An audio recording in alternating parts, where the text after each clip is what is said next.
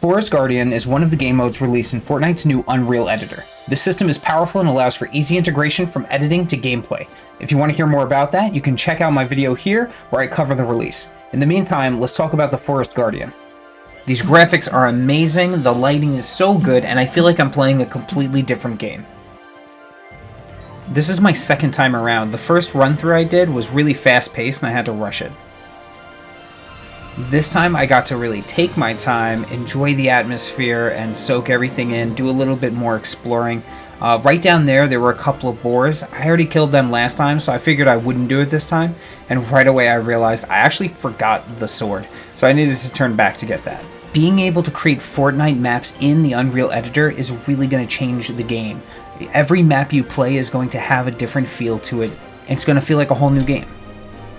Alright, now that we got the sword, we're going to do a little bit more exploring. Like I said earlier, I had jumped down there last time and I really didn't see anything, so I just kept trucking along. Up ahead you can see two wolves, but I had to take a moment here and just really appreciate the pixels and the beauty that this has to offer. Let's go ahead and take these guys out real quick. That's 20 health each. Later on the wolves get a little bit harder.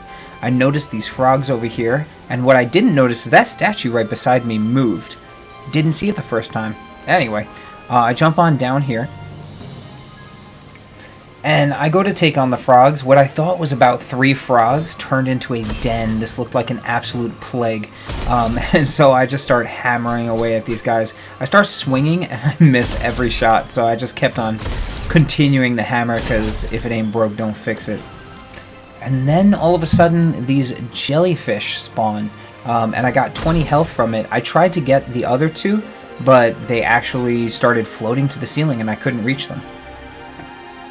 There was a part of me that was wondering how high up they would have gone. Again, that was another statue that was moving and I didn't even notice. So I take a moment here just to see if these guys are going to float through the roof. Because I really just wanted to see what the limits of the system was, and there is a roof. There's something to stop them. So I thought that was cool. I went ahead and decided to go back and fight the boars that were down here. You know, I've got the sword and I've got the time, so I thought we'd make quick work of these guys.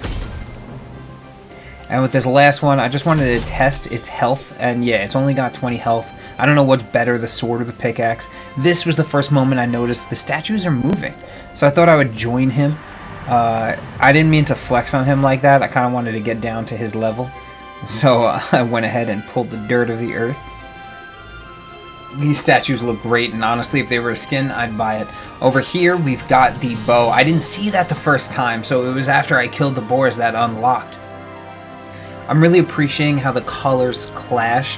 I realized there's just so much that you can add with the Unreal Editor that you just can't do with Creative Mode, Creative Mode 1.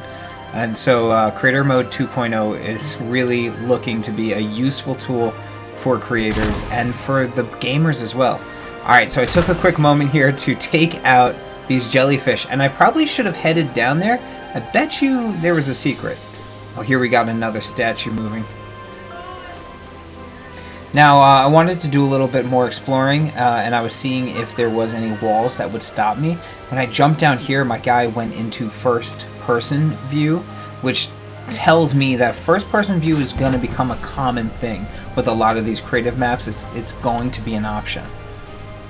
I want to take a moment to just appreciate how good these statues look.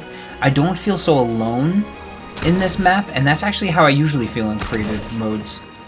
Alright, so the bow makes quick work of the wolves. I know that the wolves we've killed so far only have 20 health, but their health is going to increase by the end of this map. To know that the area can be lighted without an actual light source, or these movable light sources, I wonder how much of this is going to be integrated into the regular Fortnite map. Like, we've seen regular fireflies light up the area, but to know that we could be in a pitch black tunnel and just have this glow guiding us, I think is really cool. I shot him and he moved a little bit, and I was just testing to see if I was the one that made him move. I took a brief break right here, and I noticed that the fireflies were actually circling around me, so it's nice to know that they can be put on a track and on a trail and follow a specific path. Oh, here we go. This feels like a boss fight. The whole thing is fully fleshed out. Yeah, you've got the animation of the water, the wolves spawning in. I can't wait for custom-made boss battles. Guys are going to recreate the boss battle between the mech and the monster. There could be a boss battle where you play as the mech going up against the monster. So, God, this has so much potential. With the wolves here, their health did increase, and so it's really nice that the bow and arrow took them out with a one-hit. I do wind up getting into it with the sword just to test it out.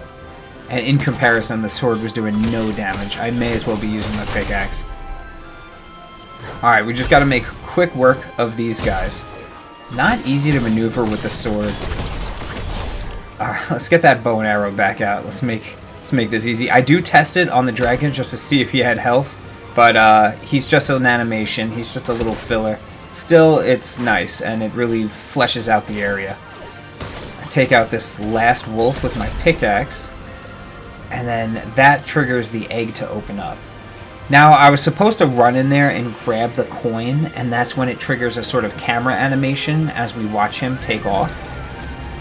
But instead, I just took the time to flex on him. Oof. God, that looks so good. Alright, so we grab the coin. The animation plays out.